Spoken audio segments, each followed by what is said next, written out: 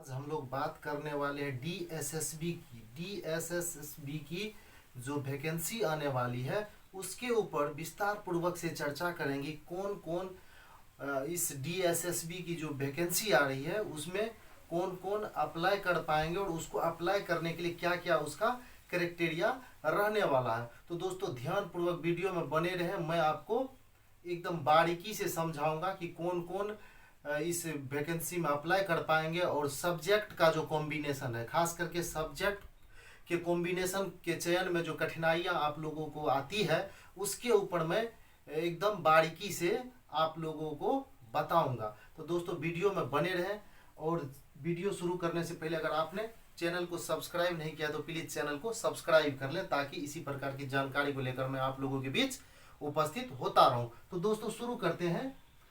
देखिए डीएसएसबी की जो वैकेंसी 2023 की आने वाली है जो कि आपको बहुत जल्द देखने को मिलेगी। इसमें दो प्रकार के पद होते हैं, एक पीआरटी और एक टीजीटी। कौन कौन से दोस्तों? एक पीआरटी और दूसरा क्या होता है? टीजीटी। तो सबसे पहले हम लोग पीआरटी के ऊपर चर्चा करेंगे। पीआरटी में कौन कौन से स्टूडेंट अप्लाई कर पाते हैं और या कौन कौन से स्टूडेंट इसको अप्लाई करने के योग्य हैं, उसके लिए क्या क्या आपकी योग्यता होनी चाहिए, कौन कौन सी डिग्री आपके पास उपलब्ध होनी चाहिए। तो दोस्तों इसको देखेंगे आप लोग ध्यानपूर्वक। पीआरटी के लिए आपको 12th 50%, पीआरटी के लिए आपको 12th जो है 10+2 50% के साथ आपको पास करना होगा। ये जनरल कैटेगरी के लिए। वही जो रिजर्व कैटेगरी के कैंडिडेट आते हैं उनके लिए कुछ रिलैक्सेशन भी दिया गया है। और इसके साथ 12th के साथ आपको डिप्लोमा, डीएलएड, बीएलएड और बीएड, डिप्लोमा, डीएलएड, बीएलएड और बीएड में से किसी एक प्रकार की योग्यता आपको होनी चाहिए। इसमें से डिप्लोमा, डीएलएड और बीएलएड और बीएड में से कोई एक आपके पास डिग्री होनी चाहिए। अगला है दोस्तों सीटेट पेपर 1। सीटेट का जो पेपर 1 है वो जनरल कैटेगरी को 90% के साथ पास होना चाहिए। जो सीटेट का पेपर 1 का आयोजन किया जाता है वो आपको 90 मार्क्स के साथ जनरल के लिए पास होना चाहिए। 90% नहीं, 90 मार्क्स के साथ आपको पास होना चाहिए। वही हम लोग बात करते हैं एज रिलैक्सेशन का। एज रिलैक्सेशन की बात करते हैं तो एज रिलैक्सेशन क्या है? एज होनी चाहिए आपको 30, जनरल के लिए एज 30 होनी चाहिए।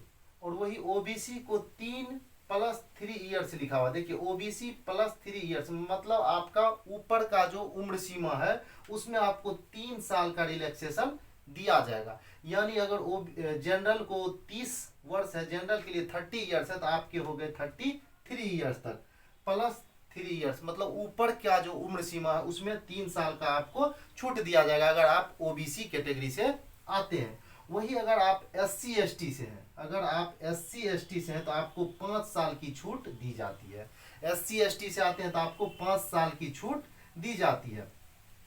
यहाँ देखिए दोस्तों सीटेट पेपर 1 में जो जनरल है उनको 90 नंबर लाना अनिवार्य है। जो जनरल है उनको 90 नंबर लाना अनिवार्य है। वही ओबीसी SC ST के लिए 82 मार्क्स ही रखे गए हैं। अगर आप ओबीसी SC ST से आते हैं तो आपको सिर्फ सीटेट का जो पेपर 1 होता है उसमें 82 मार्क्स ही चाहिए। ये हो गया। अब वही देखिए आगे है अदर स्टेट। अदर स्टेट के जो कैंडिडेट हैं वो भी इसमें फॉर्म अप्लाई कर सकते हैं। जो दूसरे राज्य से बिलोंग्स करते हैं वो भी इस वैकेंसी को अप्लाई कर सकते हैं। लेकिन दोस्तों इसमें एक पेच है कि जो अदर स्टेट के स्टूडेंट हैं उनको जनरल कैटेगरी में ही माना जाएगा। अगर आप रिजर्व कैटेगरी से आते हैं फिर भी अगर आप ओबीसी हैं तो आपको जनरल कैटेगरी के अंतर्गत ही रखा जाएगा और आपको जो है सीटेट की परीक्षा में 90 मार्क्स होना चाहिए। आपको जो है इसमें रिलैक्सेशन नहीं दिया गया। आप अदर स्टेट से हैं तो आपको जनरल कैटेगरी में रखा जाएगा। ठीक है, तो ये हो गया पीआरटी के बारे में। अब दोस्तों जो टीजीटी होता है, टीजीटी में सब्जेक्ट कॉम्बिनेशन में सब्जेक्ट का चयन करने के समय जो है ढेर सारी कठिनाइयों का सामना करना पड़ता है। तो इसके ऊपर एकदम बारीकी से हम लोग बात करेंगे कि टीजीटी में सब्जेक्ट का कॉम्बिनेशन किस प्रकार से होना चाहिए। तो दोस्तों अगर आपने अभी तक चैनल को सब्सक्राइब नहीं किया है तो आप प्लीज़ चैनल को सब्सक्राइब कर लें। दोस्तों इस चैनल पे सीटेट की भी तैयारी कराई जाती है और सीटेट के लिए एक नया बैच लॉन्च किया गया है जिसका नाम है अवतार, और इस बैच का शुभारंभ जो है 12 मार्च से होने जा रहा है। दोस्तों इसमें लाइव सेशन भी चलने वाला है जो कि शाम में 7 बजे, और वीडियो अपलोड किए जाएंगे सुबह 7 बजे। तो दोस्तों अगर आप सीटेट की तैयारी करते हैं, अगर आपने सीटेट का भी तैयारी करना है तो आप इस चैनल को सब्सक्राइब करें और उस अवतार वाले बैच को निश्चित रूप से ज्वाइन करें। ठीक है दोस्तों, तो अब बात करते हैं टीजीटी के ऊपर। टीजीटी देखें, टीजीटी की वैकेंसी को अप्लाई करने के लिए आपको ग्रेजुएशन विथ 45%, आपको जो है ग्रेजुएशन जो है वो होना चाहिए कितना परसेंट के साथ, 45% मार्क्स के साथ आपका ग्रेजुएशन पूरा होना चाहिए। देखिए दोस्तों इसमें अपीयरिंग के लिए नहीं रखा गया, आपका ग्रेजुएशन बिल्कुल कंप्लीट होना चाहिए। और वही सीटेट जो है वो पेपर 2 क्वालिफाई होना चाहिए। सीटेट पेपर 2 क्वालिफाई होना चाहिए कितना से, अगर आप जनरल है तो आपको पेपर 2 में 90 मार्क्स होने चाहिए। वही ओबीसी एससी एसटी है तो पहले जिस प्रकार से पेपर 1 में व्यवस्था की गई है उसी प्रकार से ओबीसी एससी एसटी के लिए कितना, तो 82%। और अगर आप अदर स्टेट से है, अगर आप अदर स्टेट के हैं तो फिर आपको जनरल कैटेगरी में ही रखा जाएगा और आपके सेकेंड पेपर में 90 नंबर होना चाहिए अगर आप अदर स्टेट से हैं। इसके लिए अगर आप इसके लिए अदर स्टेट से हैं, अदर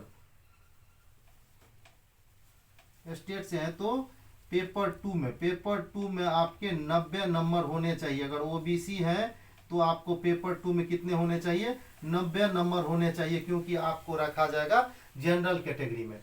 तो ग्रेजुएशन 45% के साथ सीटेट पेपर 2 आपको क्वालिफाई होना चाहिए। जनरल है तो 90 मार्क्स, और अदर स्टेट वाले ओबीसी भी है तो भी आपको 90 मार्क्स होने चाहिए। वही बीएड जो है वो कंप्लीट होना चाहिए, बीएड जो है वो कंप्लीट होना चाहिए। अपीयरिंग का इसमें दोस्तों अपीयरिंग वाले जो है अप्लाई नहीं कर पाते हैं, आपको जो है बीएड जो है वो कंप्लीट होना चाहिए, पूरा होना चाहिए। विज्ञापन तिथि से पहले बीएड पूरा हो जाना चाहिए। अब दोस्तों बात करेंगे सब्जेक्ट के ऊपर। देखिए दोस्तों इसमें नेचुरल साइंस के लिए जो वैकेंसी आती है, नेचुरल साइंस सब्जेक्ट के लिए, तो इसमें कौन कौन अप्लाई कर पाते हैं, नेचुरल साइंस के लिए कौन कौन अप्लाई कर पाते हैं। तो दोस्तों नेचुरल साइंस विषय के लिए जो है अगर आप अप्लाई करना चाहते हैं तो आपको किसी भी सब्जेक्ट से ग्रेजुएशन होना चाहिए, किसी भी साइंस सब्जेक्ट से, साइंस स्ट्रीम से आपका ग्रेजुएशन होना चाहिए। साइंस स्ट्रीम में कौन कौन सा, तो physics chemistry bio, botany zoology, physics chemistry और बायो का बोटनी या जूलॉजी, ये आपके ग्रेजुएशन में सब्जेक्ट होने चाहिए। क्या क्या, फिजिक्स केमिस्ट्री बायो में बोटनी या जूलॉजी। अगर फिजिक्स केमिस्ट्री बोटनी जूलॉजी में से किसी भी सब्जेक्ट से आपने ग्रेजुएशन कर रखा है, कोई भी सब्जेक्ट का कॉम्बिनेशन में ये आप सब्जेक्ट आपका आता है किसी भी साइंस स्ट्रीम में, फिजिक्स केमिस्ट्री बॉटनी जूलॉजी, तो आप नेचुरल साइंस के लिए अप्लाई कर सकते हैं।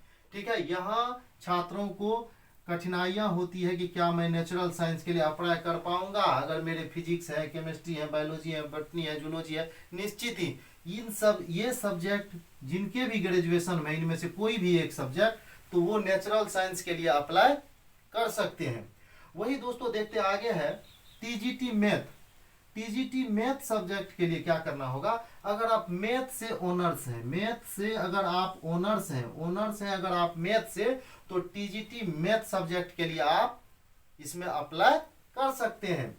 अगला है टीजीटी सोशल साइंस। ध्यान देंगे, ध्यान से सुनेंगे यहाँ सोशल साइंस के बारे में। सोशल साइंस में अगर आपके सब्जेक्ट हिस्ट्री हो, पॉलिटिकल साइंस हो, ज्योग्राफी हो, सोशोलॉजी हो, इकोनॉमिक्स हो या बिजनेस स्टडीज, यहाँ भी दोस्तों पेज है बिजनेस स्टडीज में, बिजनेस स्टडीज, इन सभी में से किसी भी चीज से, किसी भी सब्जेक्ट से आप अगर 45% मार्क्स के साथ क्वालिफाई है, पास है, तो आप सोशल साइंस सब्जेक्ट के लिए टीजीटी सोशल साइंस के लिए अप्लाई कर सकते हैं। यहाँ देखिए ये जो है बिजनेस स्टडीज आप अगर इससे भी बिजनेस स्टडीज से भी आपने ग्रेजुएशन किया तो भी आप सोशल साइंस के लिए अप्लाई कर सकते हैं। तो बिजनेस स्टडीज वाले सोचते हैं क्या मैं सोशल साइंस के लिए अप्लाई कर पाऊंगा या नहीं, इनको तो साइंस में मौका मिलता नहीं है। तो फिर हम लोग कहाँ जाए। तो दोस्तों आपके लिए इसमें एक रास्ता खुला हुआ है। अगर आप लोग बिजनेस स्टडीज से ग्रेजुएशन किया है तो आप जो है सोशल साइंस के लिए अप्लाई कर सकते हैं। ठीक है, तो फिर से एक बार मैं बता देता हूँ, टीजीटी सोशल साइंस के लिए हिस्ट्री से आप ग्रेजुएशन किया है, पॉलिटिकल साइंस से, ज्योग्राफी से, सोशोलॉजी से, इकोनॉमिक्स से और बिजनेस स्टडीज से अगर आपके मार्क्स एग्रीगेट 45%, ध्यान देंगे एग्रीगेट मार्क्स 45% है तो आप सोशल साइंस के लिए अप्लाई कर पाएंगे। वही अब आगे बात करेंगे टीजीटी लैंग्वेज सब्जेक्ट के लिए। लैंग्वेज सब्जेक्ट तो आपको पता ही है, हिंदी, इंग्लिश और संस्कृत, हिंदी, इंग्लिश और संस्कृत। तो देखेंगे अगर आप लैंग्वेज हिंदी से, अगर पहले है इंग्लिश, टीजीटी अगर इंग्लिश के लिए बनना चाहते हैं तो इंग्लिश से आपका ऑनर्स होना चाहिए। लैंग्वेज इंग्लिश से अगर आप ऑनर्स किए हैं कितने परसेंट मार्क्स के साथ, तो 45% मार्क्स के साथ, तो आप इस वैकेंसी को भर सकते हैं।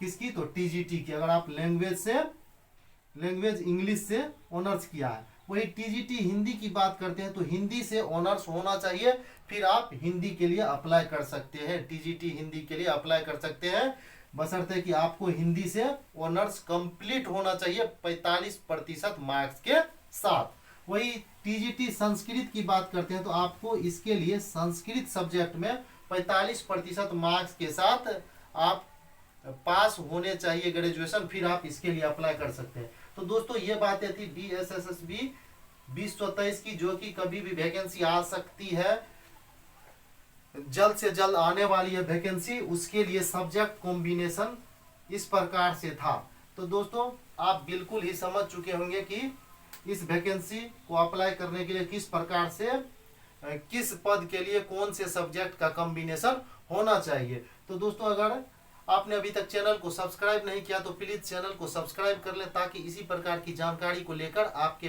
बीच में उपस्थित होता रहूं।